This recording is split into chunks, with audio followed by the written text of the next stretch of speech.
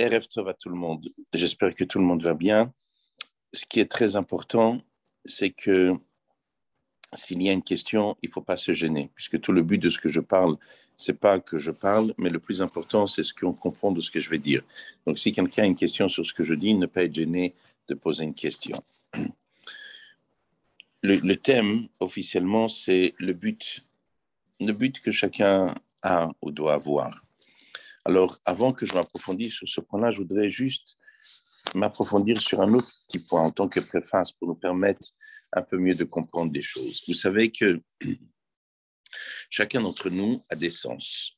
Ces sens, c'est d'être capable de pouvoir voir quelque chose, la capacité de pouvoir entendre, le sens de l'ouïe, la même chose sentir, goûter, toucher. Tous ces sens-là sont à notre service. Le but de ces sens-là, c'est de permettre d'aller récupérer des informations. Et à la suite que je récupère ces informations, alors je les fais rentrer à l'intérieur de moi et je fonctionne avec. Mais le but de ces sens n'est pas de me prendre à moi et de me sortir de mon moi. C'est-à-dire, en d'autres mots, il y a un monde à l'extérieur. Et ce monde à l'extérieur, j'ai besoin de savoir qu'est-ce qui se passe avec lui. Donc, HaKadosh Baruch Hu m'a créé des sens qui permettent, avec ces sens, de pouvoir aller à la pêche d'informations et de les apporter. Un exemple, quand quelqu'un voit quelque chose, alors il voit quelque chose et cette information de ce qu'il a vu le fait rentrer dans son cerveau et à la suite de cela, il va décider ce qu'il doit faire. Mais non pas le contraire, c'est-à-dire le but du sens n'est pas de prendre la personne et de le sortir de son fort intérieur. Au contraire, la référence chez une personne, c'est son fort intérieur. Tout ce qui se passe à l'extérieur est là pour être à l'image de notre fort intérieur. Malheureusement, dans le monde dans lequel nous vivons, c'est exactement le contraire. La référence, c'est l'extérieur. Et nous, notre fort intérieur devient un bascule vers l'extérieur et nous perdons notre identité. Un exemple simple qu'on puisse un peu mieux comprendre à quoi je pense et ce que je veux dire. Essayez de vous imaginer quelqu'un qui voudrait choisir et acheter quelque chose, un vêtement. Alors, lorsqu'il arrive dans un magasin, une jeune fille arrive dans un magasin et en tout pour tout, il y a deux robes, deux jupes, deux robes. C'est pas tellement compliqué. Alors, sur deux jupes ou deux robes, à choisir laquelle qui me plaît, c'est pas trop compliqué. À plus forte raison, si j'ai assez d'argent, alors c'est encore moins compliqué parce qu'au pire, j'achète les deux jupes et j'achète les deux robes et l'histoire est réglée. Mais essayez de vous imaginer lorsque quelqu'un arrive dans un endroit où il n'y a pas de jupes, il n'y a pas de robes, il y a des centaines de jupes, il y a des centaines de robes. Et de l'autre côté, mon argent est limité, je ne peux pas acheter tout ce que je veux. Alors, comment je fais pour m'en sortir? Vous imaginez? La même question, ce n'est pas simplement sur des vêtements. La même chose, si quelqu'un a envie de trouver du carrelage. Vous savez qu'aujourd'hui, bon, vous allez dans des endroits où il y a du carrelage, il y a des 5000 mètres carrés de carrelage. 5000 mètres carrés de carrelage dans lesquels on trouve toutes sortes de baignoires, toutes sortes de carrelage, toutes sortes de salles de bain. Et une personne voudrait refaire sa salle de bain. Essayez de vous imaginer comment une personne, quand il rentre dans une telle dimension, comment il est capable de choisir ce qu'il a besoin de choisir. L'immensité de ce choix-là peut faire qu'une personne se perd. Et le pire de tout ça, c'est quoi? C'est que dans un vêtement, alors au pire, je peux acheter 10 vêtements, j'achète 20 vêtements. Je ne le mets pas aujourd'hui, je le mets demain, je ne le mets pas demain, je le mets après-demain. Mais qu'est-ce qu'on fait lorsqu'on parle d'une salle de bain? Je n'ai pas 40 salles de bain à la maison, je n'en ai qu'une seule. Et lorsque je regarde le carrelage, le vert, il est beau, le jaune, il est beau, le bleu, il est beau, le carré, il est beau, le rectangle, il est beau, l'ovale, il est beau, tout est beau. Et chaque salle de bain est plus belle l'une que l'autre. Comment je fais pour choisir? Et la même chose, c'est dans n'importe quelle chose de notre vie.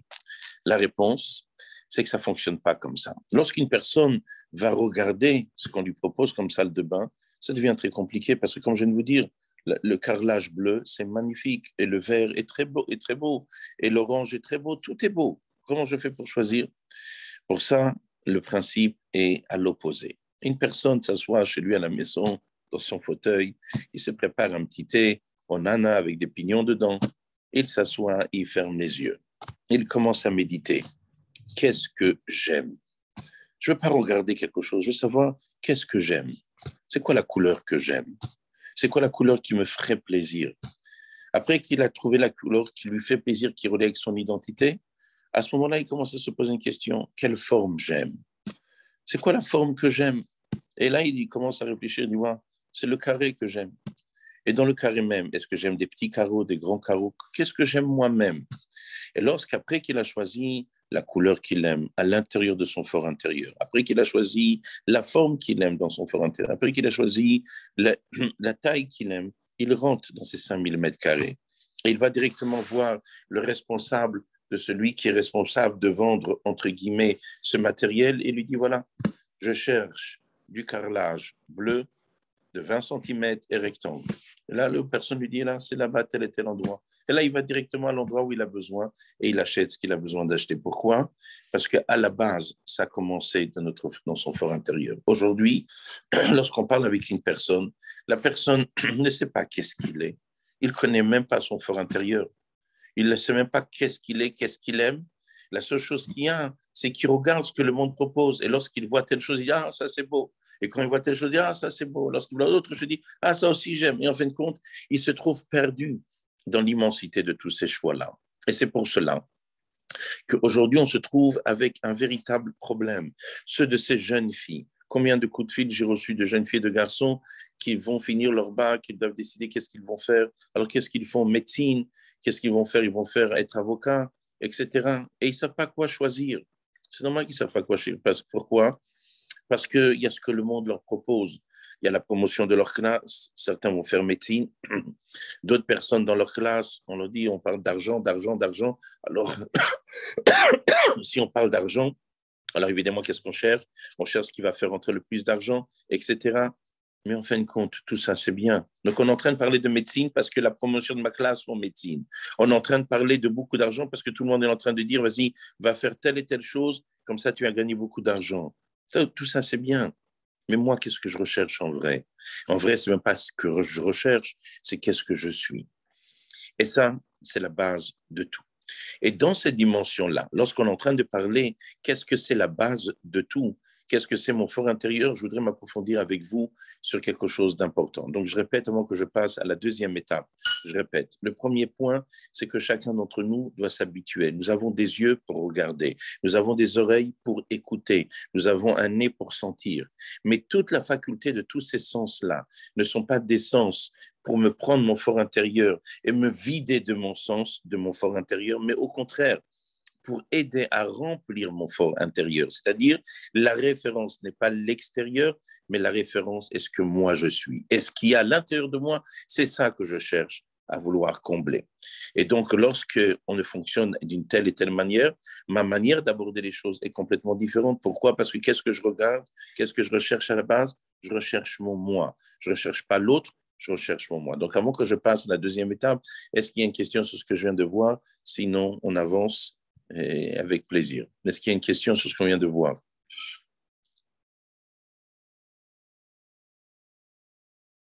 N-Call non est. Il n'y a personne qui répond. Bon.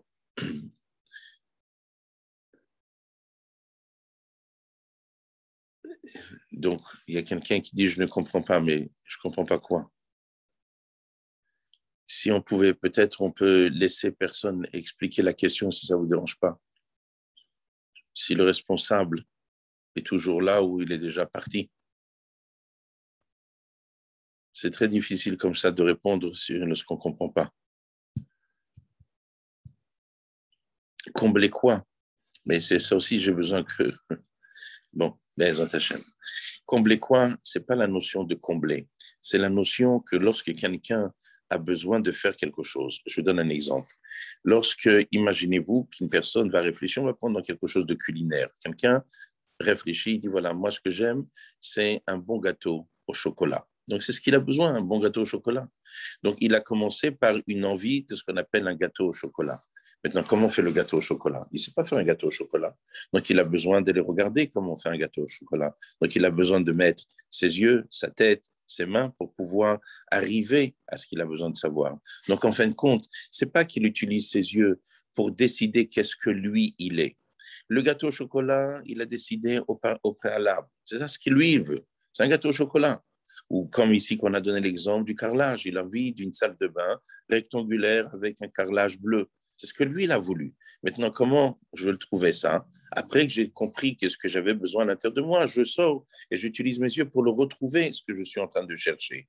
Mais pas le contraire. Essayez de vous imaginer, c'est un exemple, quelqu'un qui est en train de chercher un khatan ou une kala. Un garçon, il voit une jeune fille qui est blonde. Ah, c'est magnifique. Après, on lui montre une jeune fille qui est rousse. Ah, c'est magnifique. On lui montre une jeune fille qui a des cheveux châtains. Ah, c'est magnifique. À la fin, il ne sait plus qu'est-ce qu'il veut. Qu'est-ce qu'il veut? Alors, tu veux blond, tu veux châtain, tu veux roux? Réponse, c'est parce que tout est beau. Mais la question, est-ce que moi, je cherche ce qui est beau ou je recherche quelque chose qui relie avec mon identité?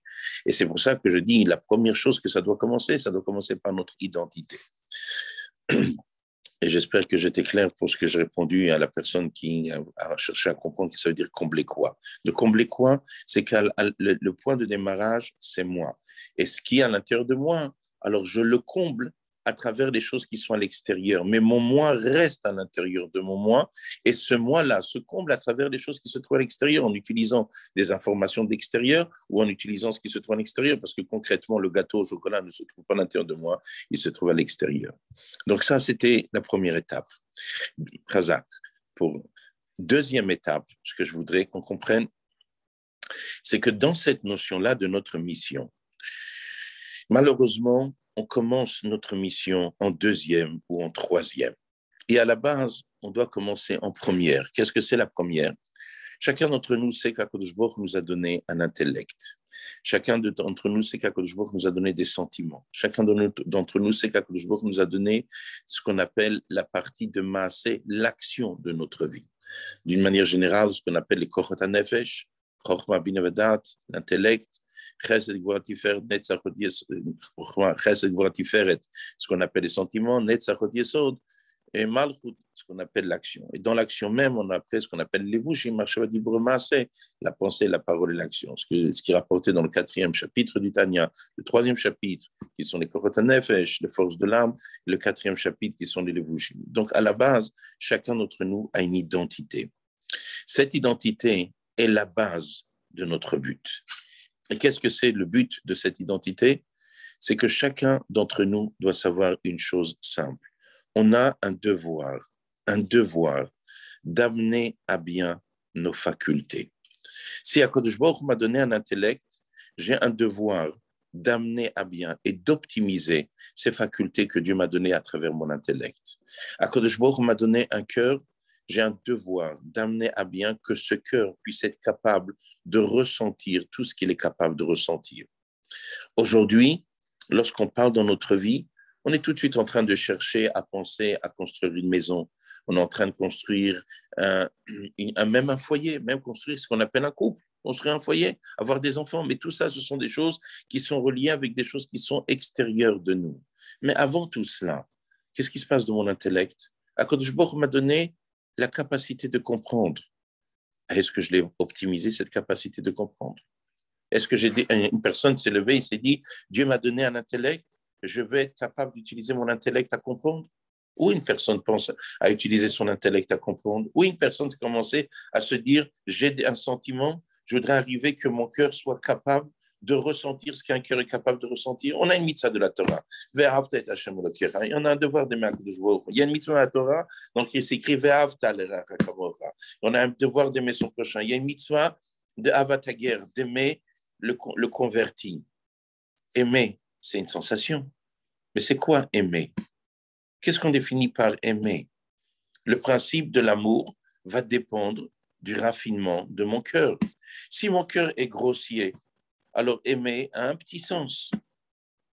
Comme un petit enfant qui aime quelque chose, qu'est-ce qu'on attend? C'est quoi l'amour d'un petit enfant? Aimer ses jouets, c'est quoi aimer ses jouets? C'est jouer avec eux, après les jeter ou les écraser, et ça, il appelle j'aime ses jouets. Ça, c'est ce qu'on appelle aimer. Mais aimer, c'est un cœur, c'est un raffinement d'un cœur. Comment je fais pour aimer? Et surtout lorsque nous, on sait dans le chassidisme que quand Akadosh Baruch Hu dit Ve'ahavta et Hashem Elokecha, tu aimeras l'Éternel ton Dieu, c'est quoi le sens de Ve'ahavta et Hashem? C'est le devoir de méditer. Mais méditer, c'est une tête. Et cette tête-là, est-ce que je l'ai optimisée? Donc, avant de parler de ce qu'on fait à l'extérieur, j'ai des capacités. Dieu m'a donné un corps. Ce corps, avec des capacités, des facultés intellectuelles et sentimentales, qu'est-ce que je fais de lui? Qu'est-ce que je fais? Un homme, il dit, j'aime sa femme, il aime sa femme, il aime ses enfants. Mais aujourd'hui, qu'est-ce qu'on dit? J'aime ma femme, j'aime mes enfants, j'aime mes parents, j'aime le chocolat et j'aime mon chien. C'est-à-dire, la personne est arrivée à une situation où il va utiliser le même mot j'aime pour parler de son chien et le même mot j'aime pour parler de ses parents. Alors, je ne parle même pas. Si Chaz Shalom, il va dire aussi j'aime Hachem. Nous, imaginez-vous sur quoi, sur quel piédestal il a mis les choses, la gravité. Mais pourquoi? Parce que aimer, on ne sait même pas ce que ça veut dire aimer. Mais pour cela, c'est un travail. Donc, le deuxième point que je voudrais vous parler, et c'est ça essentiellement la chose que je voudrais vous emmener aujourd'hui, c'est que toute notre identité est basée sur nous-mêmes. Tout notre travail consiste autour de nous-mêmes. J'ai une identité, j'ai un intellect, j'ai des sentiments, j'ai des capacités et j'ai un devoir incontournable à être capable d'optimiser mes capacités. Et dès qu'une personne va commencer à se mettre dans sa tête, à se dire, au lieu de vouloir faire ci, au lieu de vouloir faire ça, viens déjà, je suis différent. Chacun comprend que lorsque une personne a des valeurs différentes, un homme qui est Baruch Hashem, dans sa tête, il a compris qu'il y a des valeurs. Comme dit Shlomo Amelech, Shekir Achen, Vehevel Yofi. Tout ça, la beauté matérielle, c'est bien, c'est une bonne chose. Mais il n'y a pas que ça. Isha Yirat Hashem, Ititalal, qui on va louanger? Une femme qui a une Yirat Shamayim. Donc, pour qu'un homme, que la Yirat Shamayim soit quelque chose d'important pour lui, il faut qu'il médite, comme dit le Rambam. Le Rambam écrit comment un homme va arriver à Avat Hashem, comment un homme va arriver à aimer Hashem. Comment on fait pour aimer Hashem? Dit le Rambam, comment on fait pour aimer Hashem? On s'assoit. On s'approfondit dans la grandeur du Créateur. On regarde comment Kadosh Baruch Hu, il a créé le monde. Comment Kadosh Baruch Hu, il a créé toutes ces créatures extraordinaires. Et là, il arrive à l'amour d'Hachem. Donc, l'amour d'Hachem, l'amour d'une personne va dépendre du niveau de sa compréhension. S'il va s'approfondir dans des choses, alors il va l'aimer. Comme dit, c'est écrit dans le Tanya, dans le 6e chapitre du Tanya de l'Admor Hazaken, le petit enfant, il s'énerve de petites choses. Pourquoi il s'énerve de petites choses? Parce que sa compréhension est petite. Donc, comme il est attaché à des petites choses, donc il ressent des petites choses. Un homme qui va grandir, un homme qui va s'approfondir dans des choses plus importantes, il va comprendre que tout ça, ce sont des bêtises, comme le Rambam écrit au sujet de Chaz Shalom, quand quelqu'un a causé du tort à une autre personne.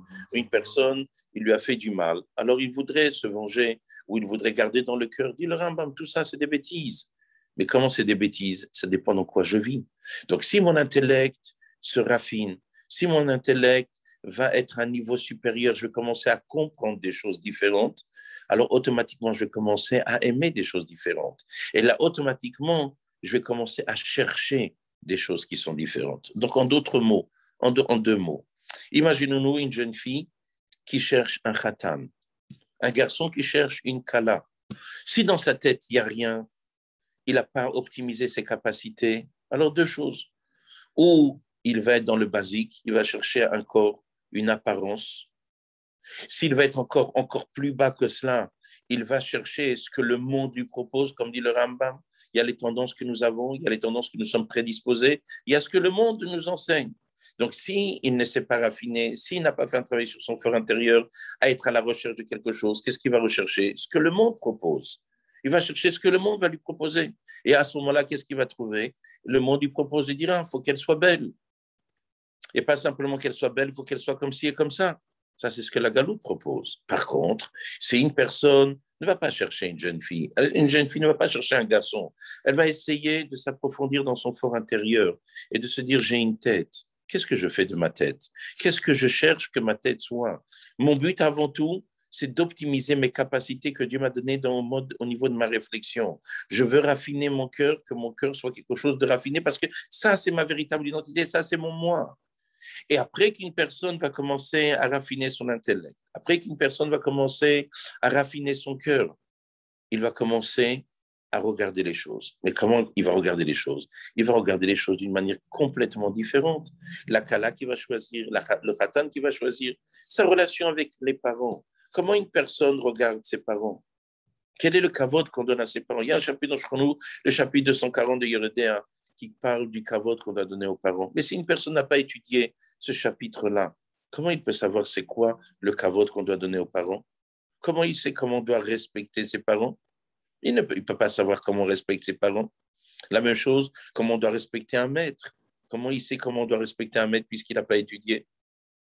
C'est pour cela que chacun d'entre nous, aujourd'hui, doit comprendre que lorsqu'on parle d'un but, avant de parler de quelque chose, on cherche quelque chose, nos yeux ne doivent être que la projection de notre fort intérieur. C'est-à-dire, après qu'une personne a fait un travail sur son fort intérieur, là, il commence à se dire, voilà, puisque je suis arrivé à telle et telle chose, c'est ça que je dois regarder. Et c'est pour cela que lorsque le Rambam nous parle de Avraham Avinu, ça commence dans ça. Avraham Avinu, il a commencé à s'approfondir, il a commencé à réfléchir, il a commencé à méditer et se poser des questions. Mais comment si, c'est comment ça? Chakar Vedarash, il a cherché. Et à la suite de cela, il a commencé à avoir une vie différente. Pourquoi? Parce que son point de démarrage n'est pas ce que le monde lui propose, à tel point que le Rambam dit, Avraham Avinu lui-même a vécu chez Terach, qui était un Oved Avodah Zarah, qui faisait de l'idolâtrie. Donc lui aussi, il a vécu comme tout le monde. Mais si je vis ce que tout le monde me propose, je reste idolâtre. Si par contre une personne commence à se dire, j'ai une tête, à tel point que c'est rapporté dans Torah Or, l'Admor HaZaken rapporte Avram, pas Avraham, Avram. Av, c'est Chochma. Ram, c'est élevé. Avram Avinu est la sagesse par excellence. Et lorsqu'on a la sagesse par excellence, à quoi on arrive? On arrive à des conclusions qui sont différentes de ce que le monde propose. Donc avant que je passe à une troisième dimension, à une troisième étape, je voudrais que chacun d'entre nous comprenne. Dans la première étape, ce qu'on a compris, le message que je veux dire, c'est que chacun d'entre nous a des sens. Ces sens, c'est de voir, c'est d'entendre, c'est de ressentir. Et ces sens-là ont un but. C'est quoi le but de tous ces sens-là? Le but de tous ces sens-là, c'est de nous permettre d'avoir des informations. Mais la question, c'est que ces facultés-là de ces sens, c'est ce qui me relie à l'extérieur. Comment ils fonctionnent, ces sens? C'est ce qui me relie, moi, avec mon extérieur. Mais la question, ce pont-là, qui est entre moi et l'extérieur, il est fait pour quoi? Pour faire rentrer ou pour faire sortir? Quel est le but de ce pont-là? D'une manière générale, les gens utilisent ce pont-là. Au lieu de prendre ces informations pour les rentrer à l'intérieur de nous, pour pouvoir faire grandir notre fort intérieur, à quoi sert ce pont-là? Ce qu'on regarde, ce qu'on entend, ce qu'on ressent, il nous sert de pont avec l'extérieur. Mais qu'est-ce qu'il sert? À vider notre fort intérieur. C'est-à-dire, au lieu que la personne cherche à grandir dans son fort intérieur, et la seule chose qu'elle fait, elle devient l'image de ce que le monde propose. Donc ça, c'est la première chose qu'il faut comprendre, que nos sens sont là, certes, oui, et à 100%. Mais pour qui? Pour mon fort intérieur et non pas pour me vider. Deuxième chose, mais avant que je passe à la deuxième étape, c'est comme ces personnes-là, qu'ils ont des kenwood à la maison, ou ces personnes-là qui ont des aspirateurs. Est-ce que l'aspirateur est quelque chose de positif? Est-ce que le kenwood, c'est quelque chose de positif? Est-ce que le frigidaire est quelque chose de positif? Évidemment, c'est quelque chose de positif, mais à une seule condition. Si j'utilise tous ces éléments-là pour faire grandir mon fort intérieur, c'est-à-dire quoi faire grandir mon fort intérieur? Une personne se dit, voilà, je voudrais être une meilleure femme. Je veux que la maison soit encore plus propre. Donc, moi, de toute façon, je suis prêt à laver avec les mains. Mais je peux avoir quelque chose qui peut aller plus vite pour pouvoir faire encore autre chose. Ça, je vais utiliser l'aspirateur, je vais utiliser le frigidaire, je vais utiliser le kenwood pour passer à une étape supérieure. Non pas pour me vider, pour devenir plus fainéante, pour vouloir faire encore moins. Au contraire, maintenant que, bon, Hachem, j'ai un kenwood, c'est pas 1 kilo de pain que je vais faire, c'est 2 kilos. C'est pas 2 kilos, c'est 3 kilos. Et c'est pas simplement 3 kilos pour la maison, je vais faire aussi encore 2 kilos pour la voisine.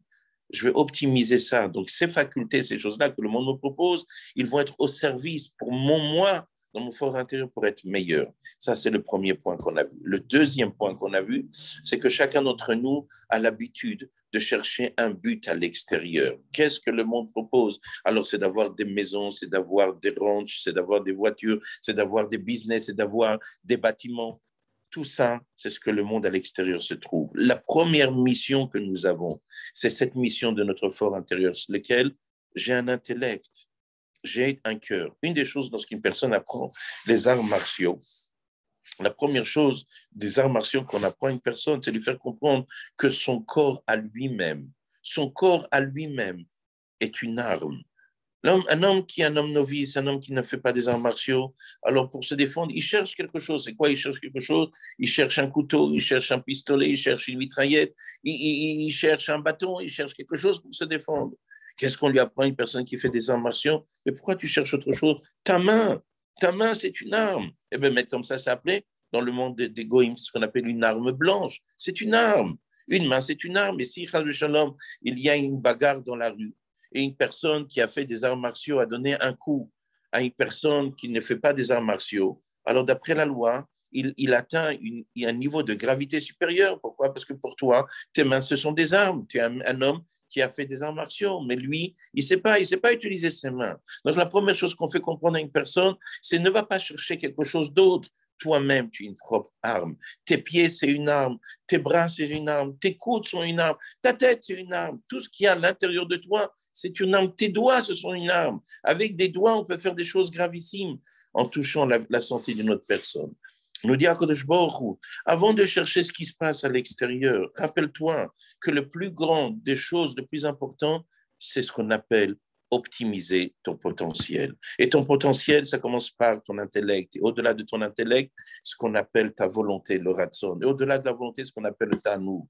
On a un travail de se raffiner. On a un devoir de raffiner notre fort intérieur et d'optimiser notre fort intérieur, c'est-à-dire optimiser dans la volonté, dans quoi doit être plongée notre volonté, dans quoi être plongé notre plaisir, dans quoi être plongé notre tête, pas simplement dans quoi, mais de l'utiliser. Aujourd'hui, une personne, après 120 ans, qu'est-ce qu'il a utilisé?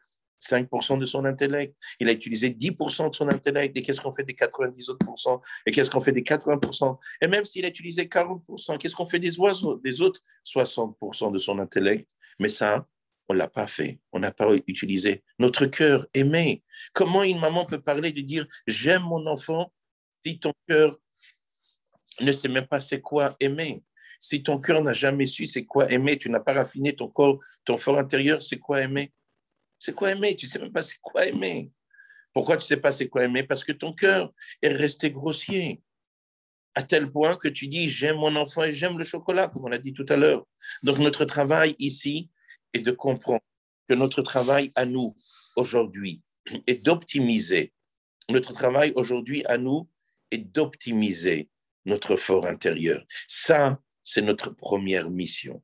C'est parce que nous allons optimiser notre fort intérieur. C'est pour cette raison-là, et seulement pour cette raison-là, qui nous permettra, et à travers cela, nous permettra d'avoir un but dans ce que le monde nous propose. Parce que sinon, on ne le voit pas. Essayez de vous imaginer, vous regardez quelque chose. Vous êtes en train de regarder un dessin. Une personne qui n'a pas pris l'art du dessin, lorsqu'il regarde le dessin, il ne voit même pas que c'est un chef-d'œuvre. Même il se dit, mais qui est-ce qui a fait cette chose si affreuse? Et pourquoi? Parce qu'il ne comprend pas l'art qu'il y a dans cela. Vous faites goûter quelque chose, un gâteau, à une personne qui n'a pas fait des études de pâtisserie. Il peut goûter le gâteau, il n'a même pas vu la particularité qu'il y avait dans cette crème pâtissière. Il n'a même pas vu la particularité qu'il y avait dans la pâte qu'il a goûté. Il a goûté quelque chose, il ne s'est même pas aperçu de le goût qu'il y avait de particulier. Pourquoi? Parce qu'il est grossier. Donc lorsque nous, aujourd'hui, on se parle d'un but, mais si déjà tu n'es pas dans ton fort intérieur, c'est-à-dire de comprendre que tu as un intellect à optimiser, tu as des sentiments à optimiser, tu as des capacités à faire, et ça déjà, ce n'est même pas dans ta tête. Tout ce que tu vas aller plus tard, tout ce que tu vas passer dans la deuxième étape ne sera pas dans la bonne direction parce que ton positionnement initial n'est pas le bon. Ça, c'est la deuxième étape. Avant que je passe à la troisième étape, est-ce qu'il y a une question sur ce qu'on vient de voir?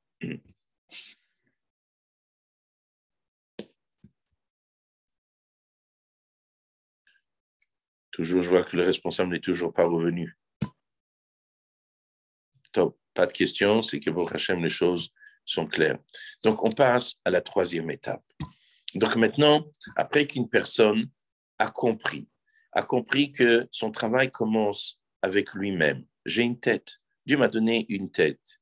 Je veux m'occuper à développer cette tête. Alors, ici va venir un élément très important, lequel chacun d'entre nous doit savoir que la vie, d'une manière générale, ressemble à Windows. Ceux qui connaissent un petit peu les ordinateurs, je ne suis pas un grand connaisseur, mais au moins ça, je sais, c'est qu'il y a le principe de ce qu'on appelle Windows. Windows, c'est le principe de ce qu'on appelle une fenêtre. C'est quoi le principe de cette fenêtre? C'est que lorsqu'on clique quelque chose, il y a une fenêtre qui s'ouvre. Mais pour que cette fenêtre s'ouvre, il faut d'abord cliquer. Si je ne clique pas, il n'y a pas une fenêtre qui s'ouvre. Lorsque cette fenêtre s'est ouverte, je vais cliquer sur cette fenêtre. Mais en cliquant sur cette fenêtre-là, cette fenêtre va ouvrir une autre fenêtre. Pourquoi? Parce que les choses sur Terre sont reliées l'une avec l'autre. C'est-à-dire, essayez de vous imaginer, lorsque je pense à rien, alors rien, c'est rien. Par contre, lorsqu'une personne commence à penser à un mot, au mot table, lorsqu'on dit le mot table, alors avec le mot table, il y a plusieurs choses qui vont s'additionner. Par exemple, des différences de table. Parce que table, il y a plusieurs sortes de tables. Il y a ce qu'on appelle des tables basses, des tables un peu plus hautes, et donc il y a des tables de chevet. Donc le mot table, par excellence, ouvre une fenêtre. C'est-à-dire, elle dit que si tu utilises le mot table, alors sache qu'il existe plusieurs catégories de tables. Mais en dehors que le mot table va faire appel à plusieurs catégories de tables, lorsque je vais cliquer sur une table basse, alors à ce moment, la table basse va faire mention à des choses qu'on met sur cette table basse et la fonction de cette table basse. Et cette fonction-là fait encore appel à d'autres choses. Par exemple, si on va mettre sur une table basse, on va mettre des choses qui sont là pour décorer. Donc, le mot table basse va faire appel à décoration. Et donc, je vais taper sur décoration. Alors, je vais m'ouvrir une autre fenêtre dans la décoration. C'est-à-dire, en d'autres mots, toute la vie d'une personne, elle est faite d'une manière telle qu'une chose qu'on fait va être l'ouverture de quelque chose d'autre. Tout le monde se rappelle ce qui est écrit dans le Tanya, dans le 47e chapitre du Tanya, ce que la Admor Zakani dit, des rouach, aïte rouach, ve'amshi rouach. HaKadosh Baruch Hu a mis un principe sur terre. Des rouach, un esprit, aïte rouach, il fait venir un esprit, ve'amshi rouach, et il attire un esprit. C'est-à-dire, HaKadosh Baruch Hu nous a dit dans les Pirkei Avot, mitzvah, goreret mitzvah. Lorsqu'un homme il fait une mitzvah va attirer goreret. Et c'est quoi goreret? C'est pas simplement qu'elle va faire venir une autre mitzvah. C'est même pas simplement qu'une mitzvah va attirer une mitzvah. Elle va traîner une mitzvah. Gorer, c'est traîner. C'est tirer comme quelqu'un qui tire un savsal, comme c'est écrit dans le chapitre 337, que quelqu'un qui tire un banc par terre. Il est gorer. Il est gorer savsal. Il tire comme quelque chose de lourd. Une mitzvah va traîner une autre mitzvah. C'est-à-dire, même si cette mitzvah ne veut pas venir, elle sera tirée de force. Pourquoi? Parce que c'est Windows. Ça, c'est lorsque je suis dans le bon mouvement. Lorsque je ne suis pas dans le bon mouvement, alors, chas v'shalom, avera. Une avera, goreret avera. Une avera va tirer une avera. C'est-à-dire, HaKadosh Baruch Hu a mis sur terre un principe qu'une chose va attirer une autre chose. Si je suis dans le positif, cette chose positive va attirer une autre chose positive. Si je suis dans la négativité, alors cette chose négative que j'ai fait va attirer quelque chose de négatif. Pour ça, pour vous dire quoi?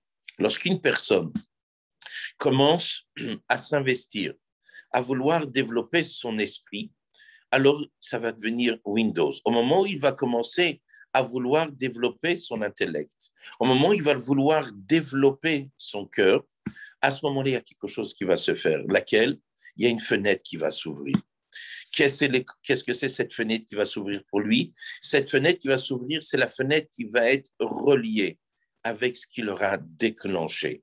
C'est-à-dire, lorsqu'une personne, vous savez, aujourd'hui sur Internet, vous avez des systèmes dans lesquels, lorsque vous tapez sur Internet et vous dites, vous cherchez quelque chose dans tel et tel endroit, ou n'importe quelle chose, que vous cherchez une paire de chaussures et vous avez parlé de chaussures, alors chaque fois que vous allez taper, il y a quelque chose, une publicité de chaussures qui va venir. Pourquoi? Ça, c'est ce que des hommes, des êtres humains se sont dit. Ici, ce monsieur-là, il a été intéressé d'une paire de chaussures. Alors, les chaussures, ça l'intéresse. Donc, tout ce qui est chaussures, on va lui envoyer comme publicité sur chaussures. Ça, c'est ce que des êtres humains. Mais ce principe-là, comme je vous ai dit, il existe spirituellement. Des rois, raïté rois, comme dit le Zohar, ou que ça soit comme la Mishnah, elle dit, mitzvah, goret, mitzvah. Ce principe-là est à tous les niveaux. Dès qu'une personne va commencer à se mettre au travail, il va commencer à réfléchir parce qu'il veut pouvoir optimiser son intellect. Son intellect va ouvrir chez lui une fenêtre. Et cette fenêtre va être reliée avec quoi? Avec ce qu'il aura fait. Et ce qui pas simplement ce qu'il aura fait, avec l'identité de la chose qu'il a fait. Une personne, pour qu'il puisse être conscient d'un but, de ce qu'il a un but à faire, son but sur Terre, c'est lorsqu'il va commencer à se mettre au travail. Et lorsqu'il va se mettre au travail, soudainement, il y a quelque chose qui va apparaître. Qu'est-ce qui va apparaître? Il va avoir une sensation de quelque chose de particulier qui va l'attirer vers cette chose-là. Un exemple, c'est écrit, tout le monde se rappelle lorsque c'était à l'époque des bachourim, des gens qui rentraient chez le rabbi en Yechidout. Alors, lorsqu'on rentrait en Yechidout, tout le monde sait que dans une yeshiva, il y a un seder. Il y a des klalim, il y a ce qu'on étudie. On étudie la Gemara, on étudie la halacha, on étudie la chassidout, on étudie tout ce qu'on étudie. Et chaque année, il y a certaines choses qu'on doit étudier. Telle année, on étudie tel masechet, telle année, on étudie tel traité. Chaque année, il y a un traité. Et d'une manière générale, dans telle kita, dans telle classe, on étudie telle partie de Shulchan Aruch. Lorsqu'on est telle classe, on étudie tel mamarim. Mais il y a, c'est ce qu'on appelle ça, c'est ce qu'on appelle le seder obligatoire et le normal. Mais qu'est-ce qui se passe lorsque c'est ben asdarim, entre deux moments où là, il n'y a pas de seder particulier? J'ai fini le seder à 9h30 le soir, j'en vais étudier quelque chose. Qu'est-ce que j'étudie? À part de chitat qu'il y a aujourd'hui, essayons de s'imaginer, le chitat, ça se fait avant qu'il y ait le Rambam. Alors, un homme qui a fini le Seder, qu'est-ce qu'il étudie? Il va étudier de la Gemara, ou il va étudier du Shulchan Aruch, ou lorsqu'il va étudier une Tzicha ou un Mahamar, qu'est-ce qu'il va étudier? À ce moment-là, on avait l'habitude qu'on rentrait en Yichidut chez le Rabbi. Et le Rabbi disait à chacun, toi, voilà, je veux que tu t'investisses dans ça. Toi, je veux que tu t'investisses dans ça. Pourquoi? Parce que le Rabbi connaît notre identité. Le Rabbi sait ce que nous sommes. Et pour telle et telle personne, toi, tu as été formaté, tu es venu sur terre pour être un Rav. Toi, tu as été formaté pour être un Rosh Yeshiva. Toi, tu as été formaté pour être un Dayan. Toi, tu as été formaté pour être un Mashpia. Toi, tu as été formaté pour être un Shaliach, etc., etc. Ça, c'est ce que le Rabbi nous disait, milma, là, d'en haut, parce que c'est le tzaddik. Le tzaddik qui sait qu'est-ce que nous sommes. Alors, on y dit qu'est-ce qu'on a besoin de faire. Mais indépendamment de ce que le Rabbi voyait de son côté, qu'est-ce que nous avons besoin de faire par rapport à notre identité, il existe le même principe par rapport à chacun d'entre nous.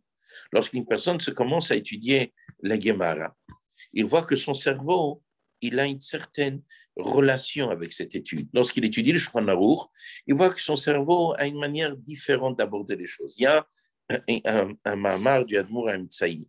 L'Admour HaEmtsaï dans lequel il explique que même les gens qui ont des métiers manuels, comme on trouve des gens qui ont des métiers manuels, qui sont des ébénistes, qui sont des menuisiers, dit l'Admour HaEmtsaï, même ces métiers manuels, c'est pas simplement dans leurs mains que ça se fait. Ça commence dans l'intellect. Ils ont un cerveau formaté au manuel. C'est-à-dire même notre cerveau, à l'origine, notre cerveau a une certaine forme. Il a une forme différente de chacun, l'un de l'autre. Un, il va avoir un intellect qui va être basé plus sur telle et telle chose. La preuve, les goïms disent, lorsqu'on parle le bac, alors il y a ceux qui passent le bac A, il y a ce qui passe le bac B, ce qui passe le bac C. Chacun, il va passer un bac différent. C'est littérature, l'autre c'est scientifique, l'autre c'est mathématiques, etc. C'est quoi ces bacs-là?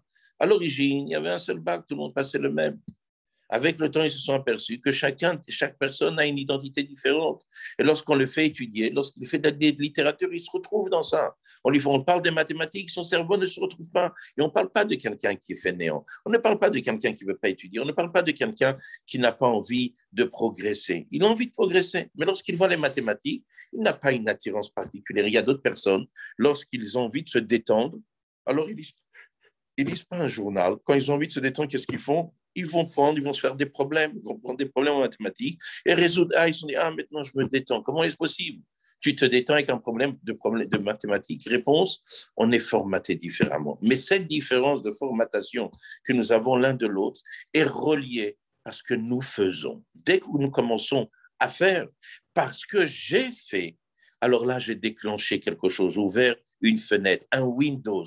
Une fenêtre est ouverte et cette fenêtre, c'est quoi? C'est quelque chose qui est relié avec moi. Si par contre, je fais quelque chose, et là, je vois que je n'ai pas une attirance vers cette chose-là, au contraire, c'est quelque chose qui me fait effort, à tel point que dès que je commence à mettre ma tête dans tel et tel domaine, ça me donne envie de dormir. J'ai du mal, je ne m'en sors pas, j'ai envie de me reposer. C'est quoi la raison? C'est parce qu'à l'origine, mon identité n'est pas formatée à cette chose-là. Donc, c'est quoi le point qu'on vient de voir? On vient de voir un point simple. Chacun d'entre nous doit savoir que lorsqu'il va commencer à s'investir dans ce travail de son fort intérieur, que ce soit au niveau de l'intellect, au niveau des sentiments, il va s'apercevoir qu'il a une différence. Et ça, c'est ce que le Rabbi nous explique au sujet de la Ménorah, qu'il y a le Shiva Knei Ménorah, il y a les 7 branches du candélabre. Ces 7 branches du candélabre, c'est quoi? C'est cette manière comment une personne, il est Oved et Hachem, comment un homme va servir Hachem au niveau des sentiments. Il y a une personne que sa manière de servir Hachem est essentiellement basée sur le chesed, comme on a trouvé au sujet d'Abraham Avinu. Avraham ou Avi. ou une personne qui va commencer à servir à Kodesh Baruch Hu essentiellement par la crainte, comme on a vu au sujet de Yitzhak, ou paradis Yitzhak. Après, il y en a qui vont servir à Hachem à travers ce qu'on appelle la Tiferet, la splendeur. Et tous ces éléments, ce sont des choses que nous sommes formatés.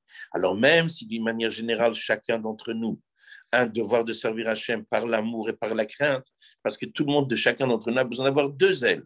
Il faut deux ailes pour qu'un oiseau puisse s'élever. Il a besoin de deux ailes, comme c'est écrit dans le Zohar. Pour que ça soit par là pour pouvoir s'élever, il faut Tringat fin, il faut deux ailes. Donc chacun a besoin d'avoir Hachem, chacun a besoin d'aimer Hachem, chacun a besoin d'avoir crainte Hachem. Mais en dehors qu'on a besoin d'avoir ces deux tendances, il y a une tendance particulière qui prend le dessus. Mais pour que je sois capable à ressentir, c'est quoi ma tendance à prendre le dessus? Alors c'est vrai, dit la Gemara dans le traité de Brachot, ce qu'on appelle Boutsin, Mekat Feyedia. Lorsqu'on est tout petit, le maître est capable de voir dans ce petit bourgeonnement de l'élève, qu'est-ce que cet élève est relié, qu'est-ce que cet élève, en vrai, à quoi il va devenir plus tard, quelle est sa véritable identité. Ça, c'est la force du coach. Un coach qui a un œil d'expert, il passe, il voit un enfant en train de jouer comme un petit enfant au football, il dit, ah, celui-là, il va devenir un grand footballeur. Pourquoi? Parce qu'il a été capable, à l'intérieur de cet enfant, de voir qu'est-ce que cet enfant est capable de donner dans le sport, dans le football, dans le basket, dans le handball, où c'est pas important. Mais ça, c'est l'œil du maître. Lorsqu'on n'a pas cet œil du maître, alors lorsqu'on commence à faire, on commence à voir que notre corps est attiré vers quelque chose. Pourquoi? Parce que comme on vient de voir, le principe de ce qu'on appelle Windows, cette fenêtre, je fais quelque chose, mitzvah, goreret mitzvah. Mais quelle mitzvah? Une mitzvah va attirer notre mitzvah, mais dans quel domaine? Quelque chose qui va être relié avec ça, avec une petite nuance, mais qui va rester dans le même domaine. Et c'est cette mitzvah-là qu'elle va attirer. Donc, c'est quoi le troisième point qu'on vient de voir? Le premier point, on a dit qu'il faut qu'on se rappelle que nos sens, le but de nos sens, c'est pas de vider notre fort intérieur vers l'extérieur, mais au contraire, le but de nos sens, c'est de prendre des informations pour les faire rentrer à l'intérieur et faire grandir notre fort intérieur. Le deuxième point, c'est qu'avant de parler de l'extérieur, qu'est-ce que nous devons faire dans l'extérieur? Ce que le monde nous propose, il y a déjà une mission que nous devons faire sur nous-mêmes, à l'intérieur de nous-mêmes, parce que nous sommes des trésors. Comme je vous ai dit, notre corps est une arme. On n'a pas besoin de chercher un pistolet, on n'a pas besoin de chercher un couteau, notre propre corps est une arme. À l'intérieur de nous, nous avons déjà une mission. Et cette mission-là, c'est de développer notre intellect au maximum de ce qu'il est capable d'atteindre. C'est de développer nos sentiments au maximum de ce qu'ils sont capables d'être. Et lorsque vient le troisième point, lorsqu'une personne commence à se mettre au travail, au niveau de l'intellect, au niveau des sentiments, alors il va ouvrir une fenêtre. Et cette fenêtre va être ce qui va se déclencher suite au travail que nous allons fournir. Donc avant que je passe à la quatrième étape, est-ce qu'il y a une question sur la troisième étape qu'on vient de voir, ou même sur les autres étapes qu'on a dit auparavant? Et s'il y en a une, ne vous gênez pas, parce que le plus important, ce n'est pas ce que j'ai à dire. Le plus important est, entre guillemets, ce qu'on comprend de ce que je dis. J'ai vu tout à l'heure, lorsque je parlais, quelqu'un a posé une question, mais je n'ai pas eu le temps de lire la question.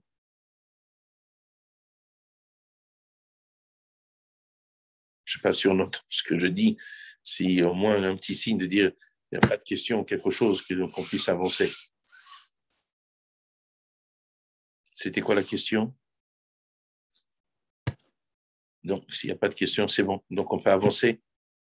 Razak. Alors, on va passer à une étape supérieure. Après, bravo. Donc maintenant, ici, on est dans une situation où on a compris qu'on doit se mettre au travail. Et ce travail-là, de mitzvah, goreret mitzvah, une étape va déclencher une autre chose. La chose que je vais faire va m'emmener. Il y a quelqu'un qui pose une question. Juste comment, si on peut la remettre parce qu'elle a disparu, la question. Si on peut remettre la question, je n'ai pas eu le temps de la lire. Pardonnez-moi. Si on peut remettre la question, si ça ne vous dérange pas. Bon. Donc, comme on vient de voir, c'est parce que Comment apparaît le Yetzirah? Comment apparaît le Yetzirah? Ça veut dire quoi, comment apparaît le Yetzirah? Je n'ai pas bien compris. Si on peut juste un tout petit peu m'expliquer que ça veut dire quoi, comment apparaît le Yetzirah?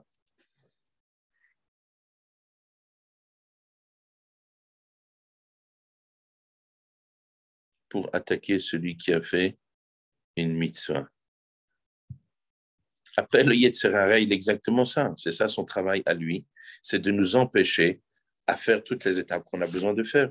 Donc, la première chose du Yetzer Hara, c'est de nous remplir d'informations de l'extérieur et de nous faire vider de notre offre intérieur vers l'extérieur. Un exemple, une calculatrice. C'est quoi le but d'une calculatrice? Le but d'une calculatrice, c'est de faire que j'ai plus de tête. C'est-à-dire que lorsqu'on me demande 2 fois 2, je dis attends, je ne sais plus, demande-moi une calculatrice. 3 fois 8, ah non, je ne sais pas, il faut que je regarde une calculatrice. Je n'arrive plus à réfléchir. Lorsqu'on dit à une personne, mais qu'est-ce que tu as dit hier? Attends, il faut que je regarde mes notes. Mais elle est où ta tête? Elle est où ta mémoire? Elle est où ta réflexion? Elle est où ton approfondissement? Il faut toujours ton ordinateur. Si on te parle de quelque chose, tu l'as noté dans ton ordinateur. Ça y est, tu as vidé ton cerveau. Alors que tu as vidé ton cerveau, c'est une bonne chose. Comme ça, tu as les capacités de faire d'autres choses. Razak. Mais si c'est de vider pour devenir vide, ce n'est pas ça le but. Donc, qu'est-ce qui fait le Yetzer Hara? Le travail du Yetzer Hara, c'est au contraire. C'est exactement cela. Lorsque tu vois quelque chose, c'est pour te vider. Je te vide de ton fort intérieur et que tu deviens ce que l'extérieur te propose. Lorsque toi, tu dois maintenant travailler ton intellect, il te dit non, pourquoi tu vas faire des efforts? Fais quelque chose de plus facile. Pourquoi tu veux t'approfondir? Et tu ne vois pas que c'est difficile de réfléchir, ne mets pas ta tête.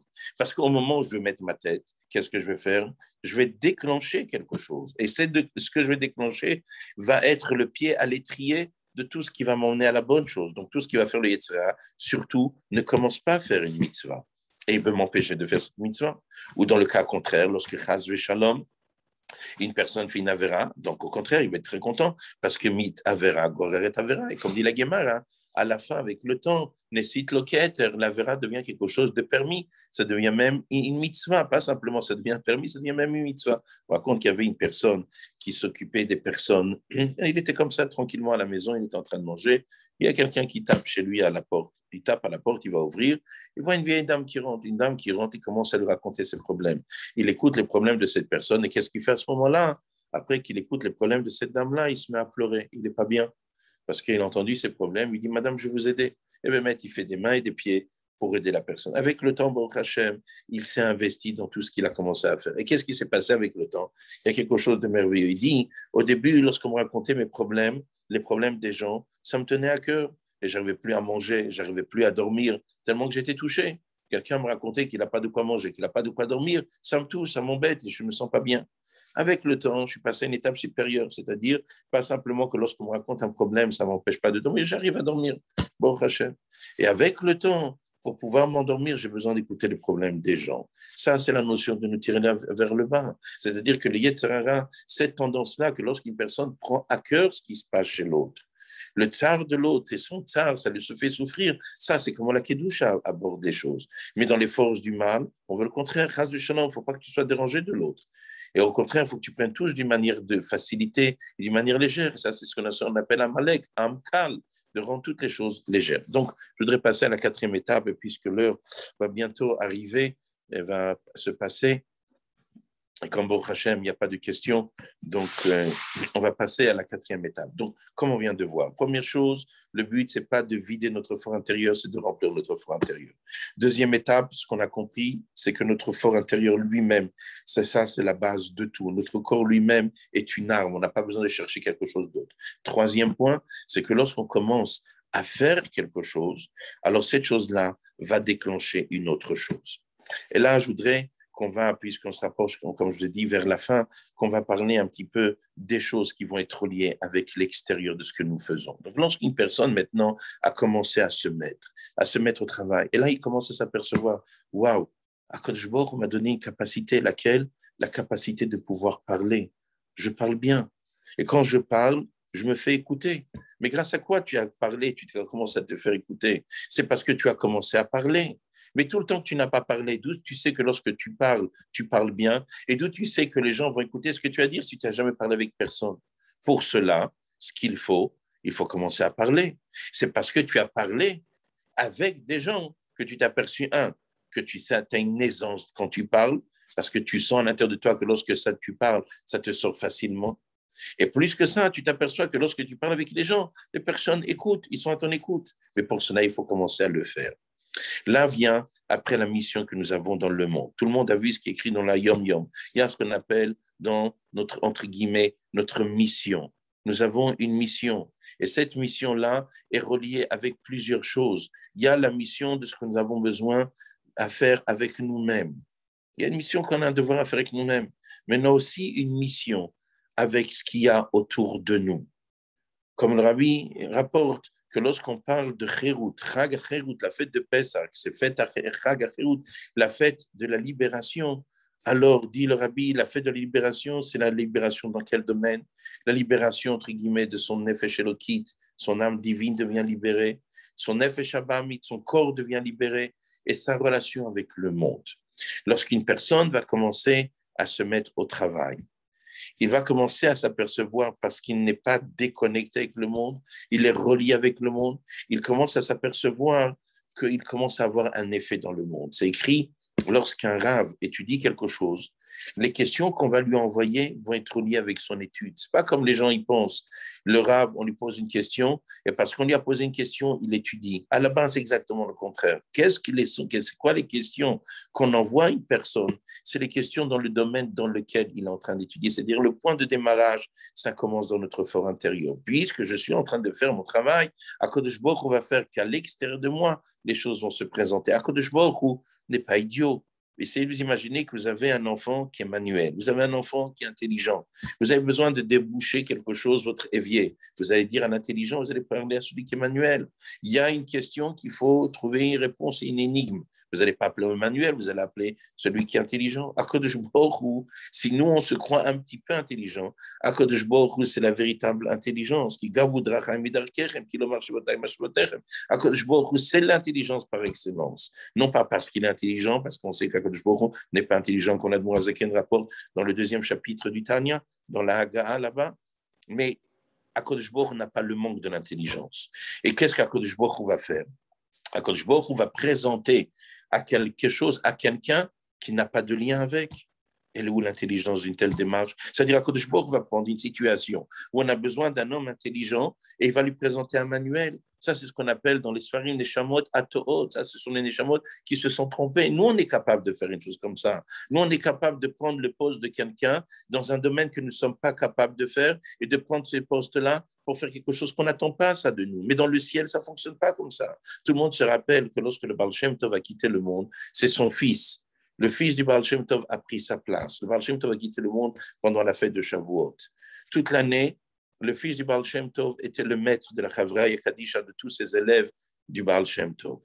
Shavuot de l'année d'après, arrivé le moment où ils ont fait la Séouda. Et pendant cette Séouda, se lève le fils du Baal Shem Tov, il enlève son manteau, le vêtement qu'il avait en tant que rabbi, et il dit, je le transmets au Maggid de Mezerich. Dans le ciel, on m'a dit, c'est pas moi qui doit prendre la place de mon père, c'est le Maggid de Mezerich. Alors vous croyez que le Maggid n'a pas pris, et vous croyez que le fils du Admoraz du Baal Shem Tov n'a pas donné le vêtement? Un a pris et l'autre a donné. Pourquoi? Parce qu'ici, on est dans une démarche qui est complètement différente.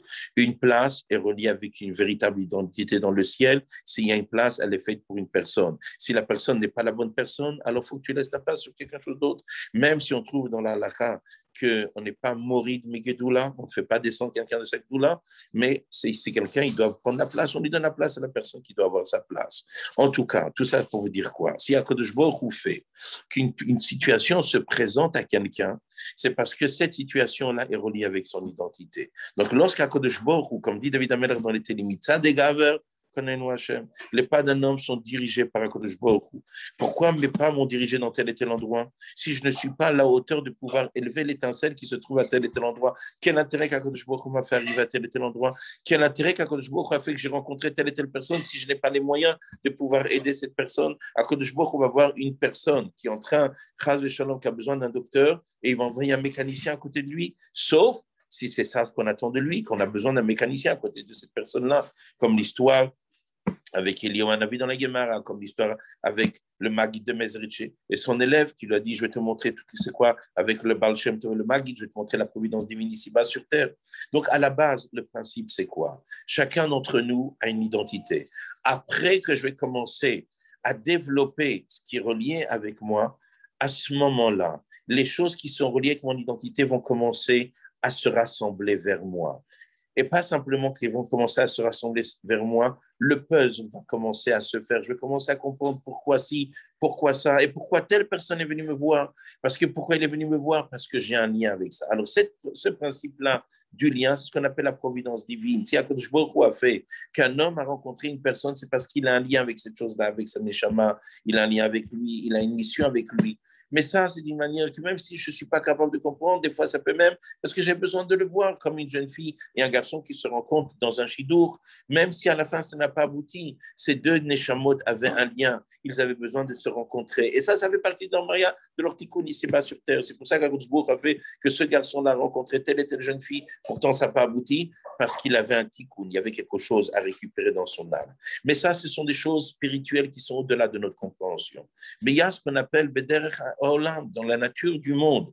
Je suis relié, je me suis raffiné, je me suis amélioré, je suis passé à une étape supérieure, et maintenant, Akadosh Baruch Hu va me faire voir des choses. Et c'est quoi ces choses que je vais commencer à voir? Ce sont les choses qui sont reliées avec mon identité. Donc, en vrai, lorsqu'une personne va commencer à faire ce travail avec son fort intérieur, il va être époustouflé, il va être effaré de voir à combien Akadosh Baruch Hu va lui présenter et va lui apporter des choses qui vont venir vers lui. Il ne va pas comprendre comment les choses se positionnent, mais en vrai, les choses étaient là, mais je ne les voyais pas.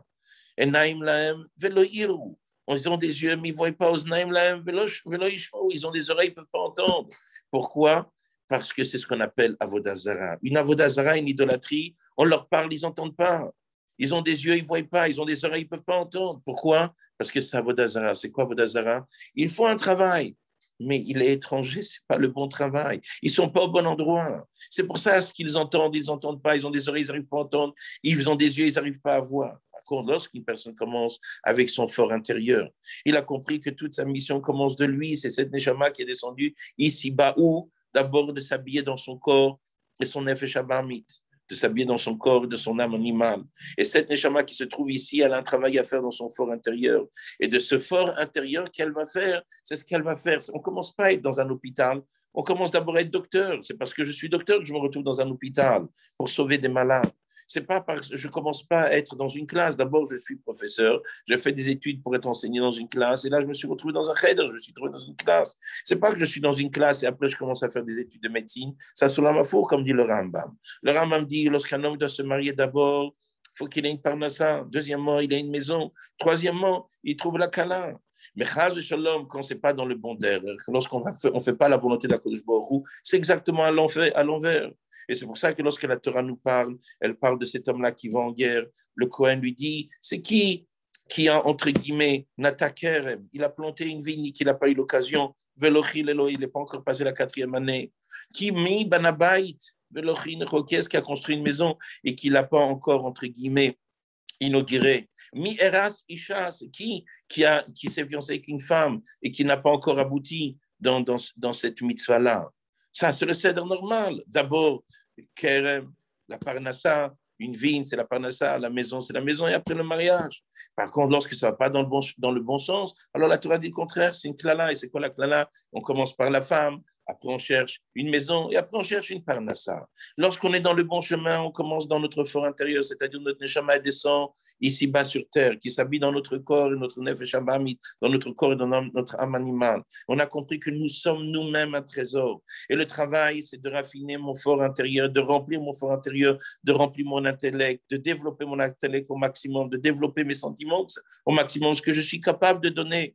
En faisant ce travail, qu'est-ce que je vais faire? Je vais ouvrir des fenêtres. Et lorsque je vais me retrouver à l'extérieur, entre guillemets, à l'extérieur dans le monde, là, soudainement, waouh, mes yeux vont commencer à voir d'autres choses. Mais qu'est-ce que mes yeux vont voir? Ils ne vont pas voir ce que mes yeux ont vu tout au début, qui sont partis chercher des informations pour remplir mon fort intérieur ou me faire disparaître de mon fort intérieur. Au contraire, mes yeux commencent à me montrer quoi?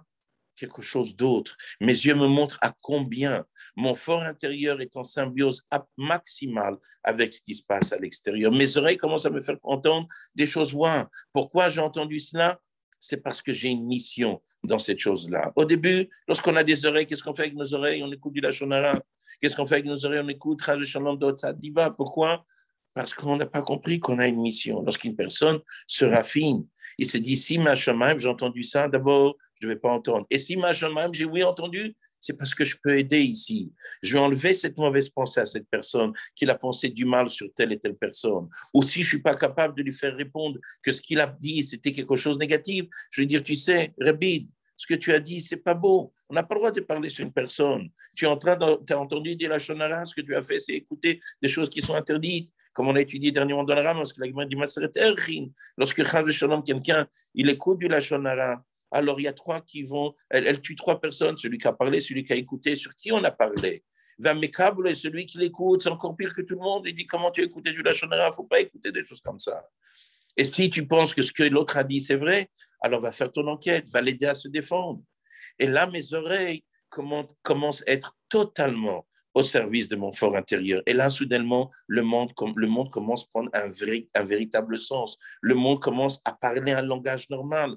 Et je vois combien les choses qui se présentent autour de moi sont totalement faites pour mon identité et ma mission. Donc, c'était quoi le quatrième point? Le quatrième point, c'est que lorsqu'on remplit notre fort intérieur, à ce moment-là, lorsque notre fort intérieur est rempli, nous avons une mission vers l'extérieur. Et cette mission vers l'extérieur sera en symbiose totale avec mon fort intérieur, entre ce que je pense, ce que je suis et ce qu'on me montre. Pourquoi on m'a montré ça? Parce que j'ai une mission dans cela. Pourquoi j'ai vu telle et telle chose? Pourquoi je me suis trouvé dans tel et tel endroit? Nous, qui sommes dans des shooting, des gens simples, en tout cas moi, un homme simple, lorsque je marche, alors j'espère, je dis ce que David Amelech, il dit, Mitzad Gaver, il n'est pas d'un homme, c'est à Kodesh Baruch qui les dirige. Est-ce que je me sens relique la chose? Je ne suis pas encore assez raffiné, je ne suis pas encore assez à un niveau élevé. Notre travail à nous, c'est de se raffiner. Le tzaddik, lorsqu'il arrive dans un endroit, alors après, dans ça même, il peut avoir des paliers, mais lorsqu'il arrive dans un endroit, il comprend, à tel point que ceux qui vont regarder, il y avait des lettres du père du Rabbi Levi Yitzhak, qui expliquait chaque détail. Alpi Kabbalah, pourquoi il s'appelait Lévi, pourquoi il s'appelait Yitzhak, pourquoi il était le fils de tel, pourquoi il était dans tel et tel endroit, pourquoi il prenait le train, et pourquoi il s'est retrouvé dans tel et tel envie dans l'exil. C'est pour ça que les tzadikim, lorsqu'ils arrivent, ils prennent le train, ils ont telle et telle voie, tel et tel wagon, telle et telle place. Ils sont reliés, ils comprennent qu'est-ce qu'Akadosh Baruch Hu est en train de leur dire dans cela. Nous, on n'est pas encore à ce niveau-là, mais notre travail à notre niveau, il existe d'un niveau inférieur. Non pas comme les tzadikim, ils ont compris tous les détails de tout ce qu'ils ont vu, parce qu'on n'est pas à ce niveau-là, mais d'une manière générale, on comprend pourquoi Akadosh Baruch Hu m'a mis dans tel et tel endroit. Akadosh Baruch Hu m'a donné une belle voix. Quand je chante, je fais des choses merveilleuses, comme dit le pasuk, Kabed et Hashem, me'ondcha. Honor à Kodesh Baruch Hu, me'ondcha. C'est quoi me'ondcha, disent-nous ça? Migroncha, de ta gorge. Chante. Et on chante, et on fait faire tes cheveux aux gens. Pourquoi? Mais comment je me suis aperçu que j'ai une belle voix? Parce que j'ai travaillé, j'ai commencé à chanter, j'ai commencé à optimiser mes facultés, j'ai commencé à marcher. Et parce que j'ai vu qu'Akadosh Baruch Hu m'a donné telle et telle chose. Et pour cela que ceux qui ont étudié la Maseret Sota, ils vont s'apercevoir ce que les Mefarshim disent au sujet de Shimshon Agibor, comment il s'est retrouvé à se marier avec toutes ces femmes, qu'il a fait faire teshuva, toutes ces femmes philistines, etc. Parce que disent nos sages, Akadosh Baruch Hu lui a donné une bracha particulière dans un domaine. Et puis, est-ce qu'il a compris que si Akadosh Baruch Hu m'a donné une faculté dans tel et tel domaine, je dois le servir pour mettre au service d'Hachem. Alors, j'espère que ce que je viens de dire, c'était clair. S'il y a une autre question sur ce que je viens de dire, Bessimcha Chigdon, avec grand plaisir. Je vois que, Baruch Hashem, on est tous en sourdine. Et au moins, dites-moi que ça y est, c'est fini, que s'il y a une question, ce qu'on vient de voir, et si personne ne dit rien, alors, Baruch Hashem, que Dieu vous donne tous une grande, grande atzlacha matérielle et spirituelle. Donc, on se rappelle les 4 points. Premier point, on a dit, c'est de se rappeler que le but, c'est de non pas vider notre fort intérieur, mais de remplir notre fort intérieur. Deuxième point, ce qu'on a vu, c'est de comprendre, entre guillemets, que notre corps, c'est une richesse. Quand je dis notre corps, c'est notre intellect, nos sentiments, etc. Le troisième point, comme on a vu, c'est de comprendre que lorsqu'on commence à travailler, c'est Windows, il y a des choses qui s'ouvrent, mais c'est seulement si on fait le travail. Et le quatrième point, ce qu'on a dit, c'est l'importance, entre guillemets, que lorsqu'on commence à se remplir véritablement, on s'aperçoit que le monde qui est autour de nous commence à prendre un véritable sens. Et là, le sens de notre mission commence à trouver un sens. Et non pas comme les gens sont complètement vides et disent, alors c'est quoi ma mission? C'est normal que tu ne sais pas c'est quoi ta mission, puisqu'à la base, tu es complètement vide. Alors que Dieu vous donne tous une grande atzlacha, nous tous, dans la joie, la gaieté, avec la venue de Mashiach Tzidkenu, Tekef U'Miyad Mamash, et tout ça avec une bonne santé. Besim Chav Tuv Levav. Amen. Keni Ratzon. Chazak Ubruchim Tiyu. Je peux raccrocher? Chazak.